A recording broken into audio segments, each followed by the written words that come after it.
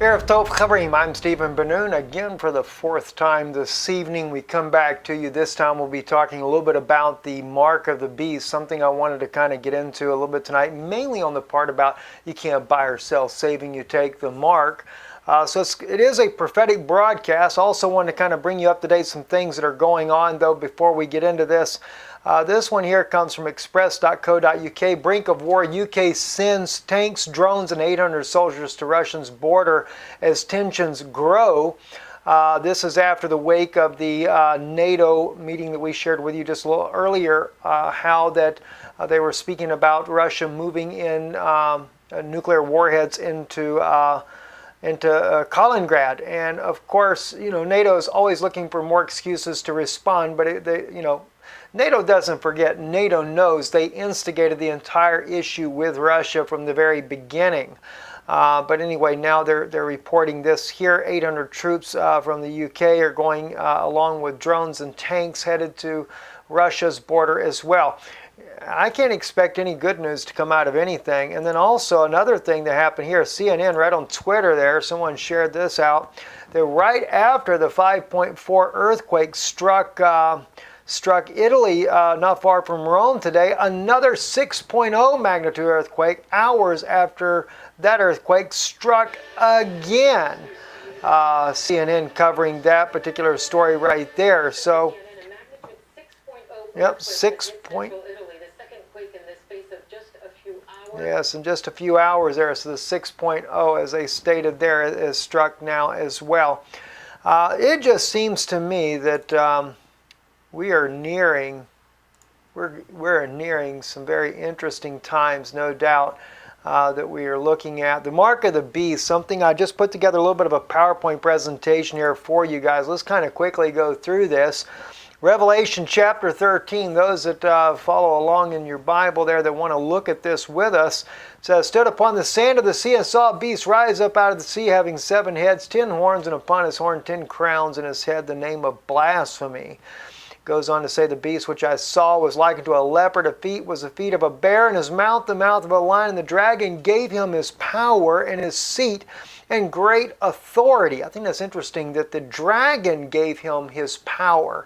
Keep that in mind, that the dragon gave him his power. I saw one of his heads as it were wounded to death, and his deadly wound was healed, and all the world wondered after the beast, or admired. Another word, you could use that word right there, after that beast. And they that worship the dragon, which gave the power unto the beast, and they worshiped the dragon, which gave the power unto the beast. And they worshiped the beast, saying, who is like unto the beast, and who is able to make war with him? Sounds a lot like NATO, doesn't it, as far as the power or the beast? The beast represents a military power. But what about this dragon? This dragon that gives him this power, right? And there was given unto him a mouth speaking great things and blasphemies, and power was given unto him to continue 42 months.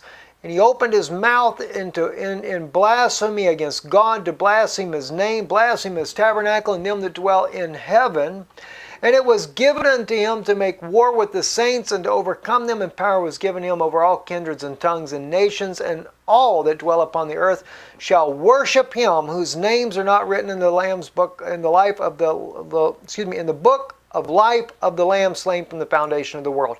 Let's take a look at that dragon. That's another interesting thought right there. We actually took this photograph ourselves inside the Vatican, and it is everywhere you go inside the Vatican. You will always see this dragon all over the place. I mean, think about it. It's supposed to be a Christian institution, and yet they adorn the dragon everywhere inside the Vatican. And it's almost like, it's in the belly of the beast. You got the crown right here, the 2 keys, and of course the keys, as any historian will tell you there at the Vatican, and I'm talking about Catholic historians, they say that represents both temporal and spiritual powers. They believe that the Pope of Rome has the keys that controls all the governments of the world and all the spiritual religions of the world. That's their belief. So they worship the dragon, which gave power unto the beast. Revelation 13:4. And don't forget, it was also in Revelation 13:3 where it spoke about that dragon to start with. Who is like unto the beast and who is able to make war with him? No, not Vladimir Putin. I'm not speaking about there. But Putin does make an interesting quote right here. He says, I think that only an insane person and only in a dream can imagine that Russia would suddenly attack NATO. Because why? Putin knows that the beast is spoken of in the book of Revelation. And it says, who is able to make war with him? Putin has spoken about these things many times. Anyway, he stated that quote. It was quoted by RT on June 6, 2015, is where you can find that. Also, I think of this one here. And there was given unto him a mouth speaking great things and blasphemies. Now, as you can see, I actually took this photo of the Pope of Rome as well, so can't nobody say that I'm using somebody else's photos. I have about 200 photos I've taken of him myself. Anyway, it says, warning, Pope Francis calls for one world religion, calling Jesus a failure, blasphemy. That was reported by prophecynews.tv. Actually, their link is even in the article here, but we'll be posting those links in the description below. So they're saying that he's even blaspheming. And the scripture does say, and there was given unto him a mouth speaking great things and blasphemies. So they accused the Pope of blasphemy already. That's not even me having to do that. And it was given unto him to make war with the saints. Now that's an interesting one right there, because that's exactly what the Pope is doing. He leads the United Nations. Remember, the very flag that he flies over the Vatican, all over these pictures, those double keys there, saying that he has the power, both temporal and spiritual powers of the world. He controls all the governments and all the religious institutions of the world. No wonder why all these different churches have come back in. And recently, Pope was there in Sweden there to do what? To bring back the Lutherans into the fold as well.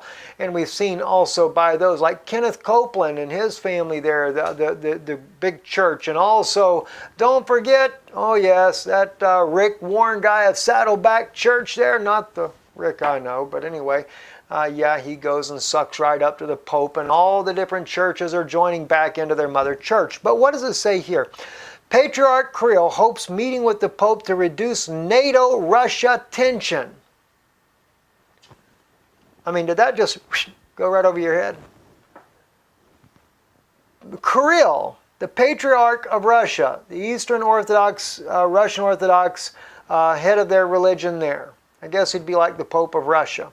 Well, let me tell you about it. I can't say he's like the Pope of Russia. That's the reason they split, by the way. The Eastern Orthodox, as well as the Russian Orthodox, never believed in the supremacy of one man. That's why they split. They refused to accept one man to be over everything. Now, that's the way it should be. Shouldn't be just be one man rules everything. Pope of Rome believes in supreme dominance of the world. He's working on that in China, by the way, too, as we speak. Anyway, the head of the Russian Orthodox Church, Patriarch Kirill of Moscow and all Russia, voiced his hope Sunday that his meeting with Pope Francis earlier in February would decrease tensions between Russia and NATO. Notice that. Patriarch Kirill of Moscow and all Russia voiced his hope Sunday that his meeting with Pope Francis earlier in February would decrease tensions between Russia and NATO. And you don't think the Pope doesn't run NATO? Somebody better wake up. And power was given him over all kindreds and tongues and nations. YourNewsWire.com, right? Vatican to announce alignment with one world government. An article written by Jeremy R. Corsi, which says the UN General Secretary's appearance at an upcoming Vatican event promoting a worldwide movement to combat climate change, coupled with pontifical paper calling for the establishment of a global political, economic, and financial authority cultivated by the UN, has caught the attention of an author who believes that the developments support predictions in his 2012 book.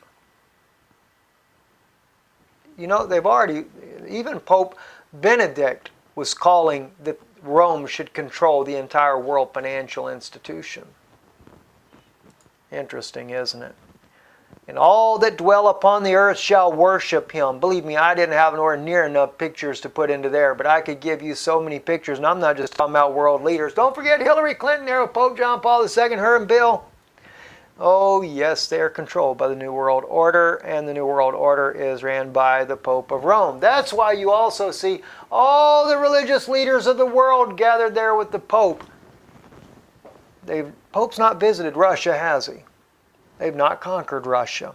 They're working on it, though. They're trying to anyway. I pray that President Putin doesn't cave in. Only God knows who will take his place, though, when he dies or passes away or whatever.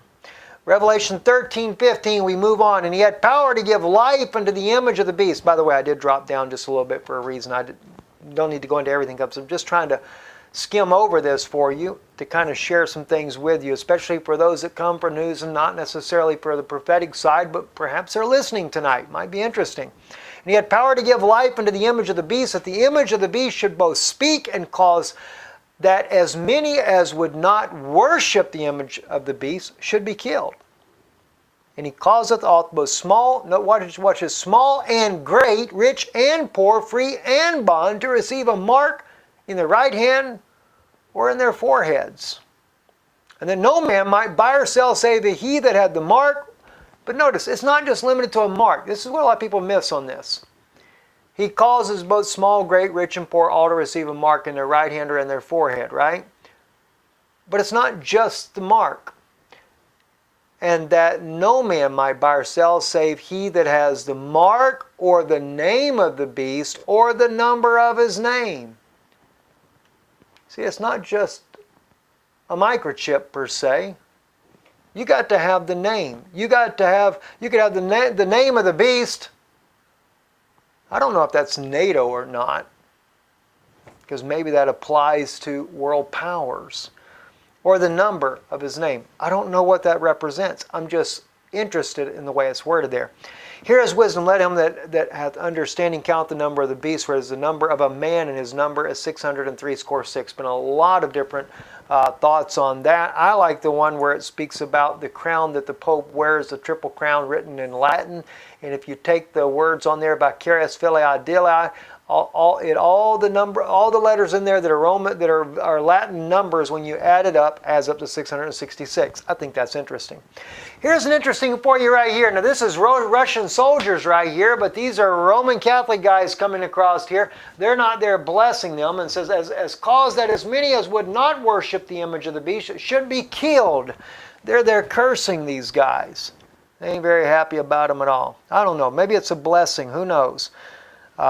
Anyway, I read the article on there, though. They were not there. They were actually there cursing them according to the article. You'll be able to look this up yourself and see that for yourself. Anyway, let me share something else with you.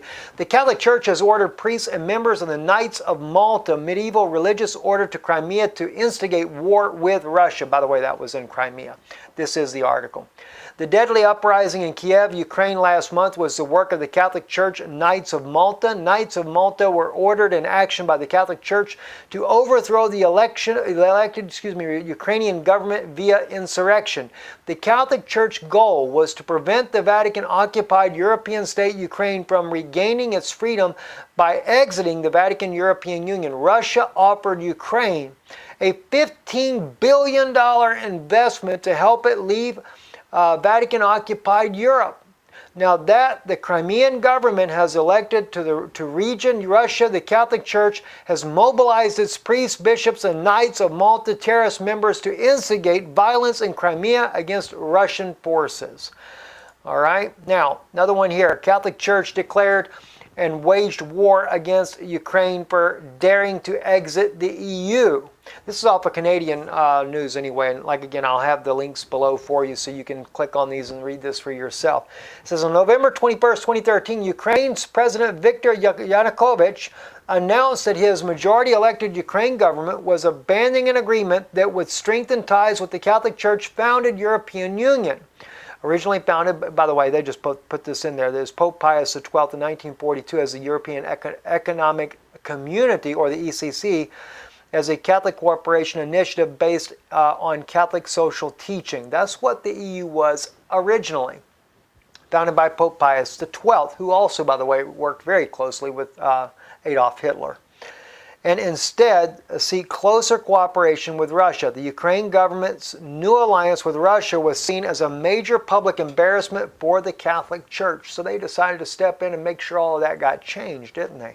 Now, just to show you how serious this gets, another interesting comment that was posted recently on our one of our videos here by this guy, Peter Lucas Marias Lemons.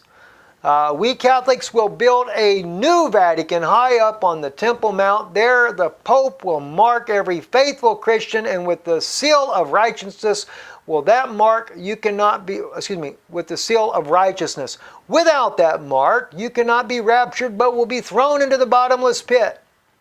So he's going to mark them with this mark of righteousness, right? Remember, and he causeth all, both small and great, rich and poor, free and bond, to receive a mark in their right hand or in their foreheads. Let me tell you something. The Pope of Rome is not, he's not Jesus, he's not Yeshua, he's not the coming Messiah for the Jews.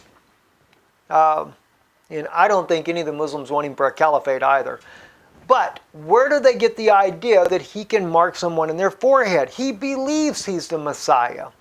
Okay, so Revelation 9:4, and it was commanded them that they should not hurt the grass of the earth, neither any green thing, neither any tree, but only those men which have not the seal of God in their foreheads. So you see, he believes he can justify putting a mark on the forehead, just like this guy says right here, that he's going there the Pope will mark every faithful Christian with the seal of righteousness. How's he going to mark them with the seal of righteousness? Undoubtedly on the forehead.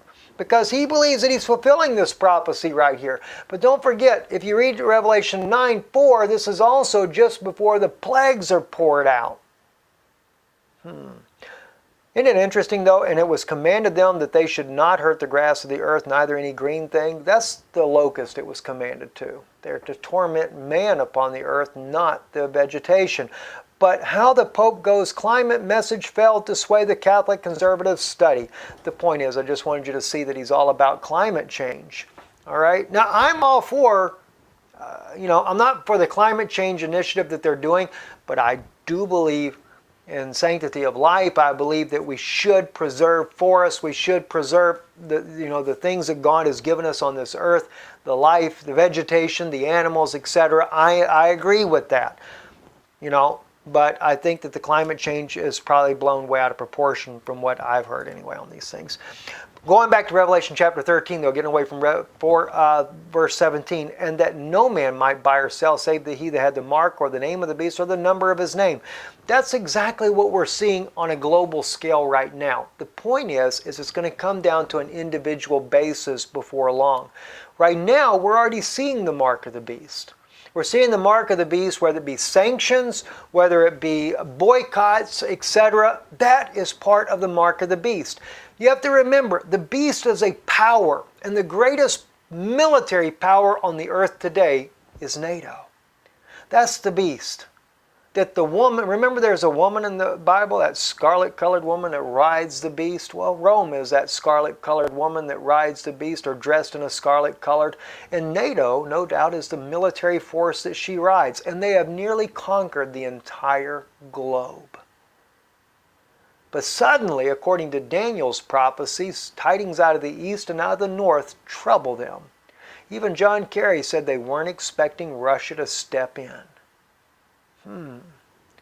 Russia has withdrawn a request for its aircraft carrier group to refuel at the Spanish autonomous port of Ceuta. I don't know if that's how you pronounce it. Ceuta maybe.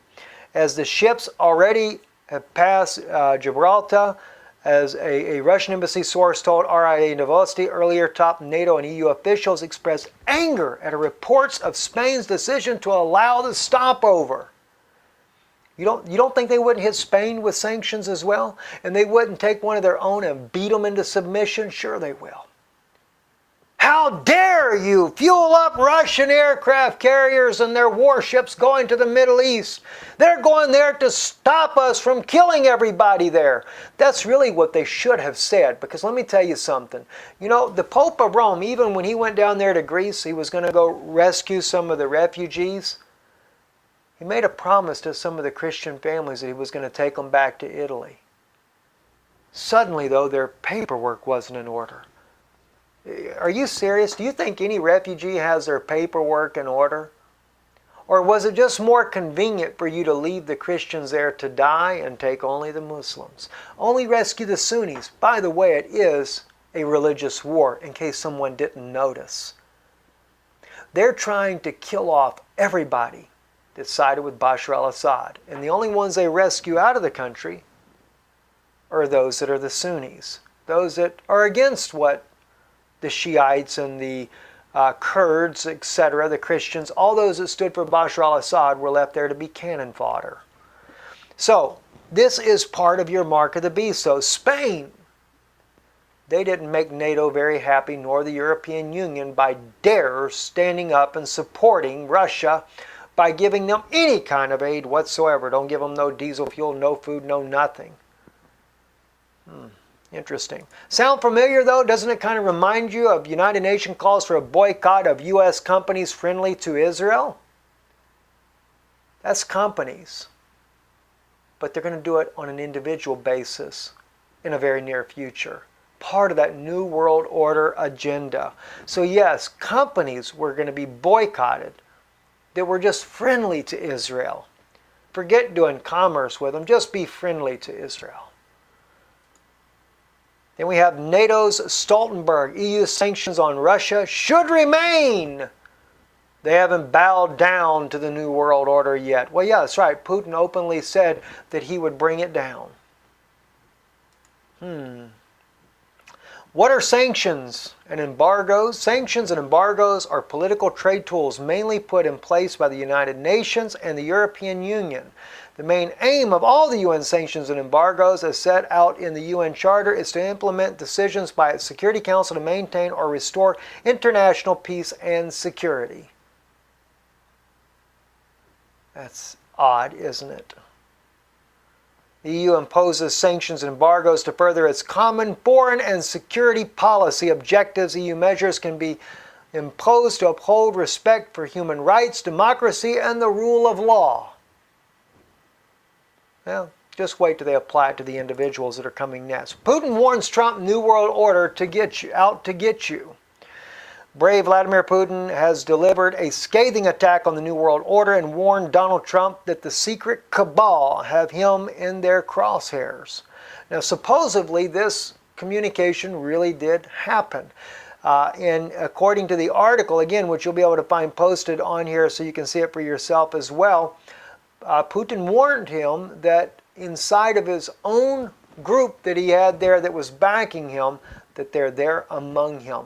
Now, I agree with that because that's something that I'm just wondering if Donald Trump had enough brains to see this or not, but when he brought in Kenneth Copeland's family there to be advisors for him, who were right there buddy-buddy with the Pope.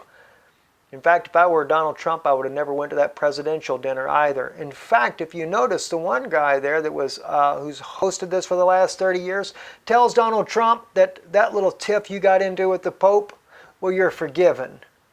And you know what you need to do to make things right. I just hope the man doesn't fall for it. I'm a little concerned. I have to tell you, I am concerned. But I know there's people are more concerned about Hillary getting into power than they are Donald Trump. Donald Trump needs to shake off all of that ecumenical baggage that he has. Then he might do a little better. World gets behind Putin's vow to destroy the New World Order. Putin has got the Illuminati running scared, which is why they are in propaganda overdrive, pumping the mainstream Western media full scare stories and untruths in an attempt to blind the masses to what is really happening before their very eyes. Brave Vladimir Putin has rocketed up the popularity charts of the world figures according to the British poll, proving that his determination to destroy the New World Order has started to resonate with people all over the world. And Protestant leaders declare reunification of the churches under the Holy See. You have to understand, see, The point is what I want you to see in just this little brief whole thing here. This here, July 9th, 2015, Vatican City. Following more than 500 years of separation, American European Protestant leaders met with Pope Francis last week to finalize the reunification of the two churches under the Holy See. Under the Holy See. You understand? Remember what I said, the two keys, temporal and spiritual powers?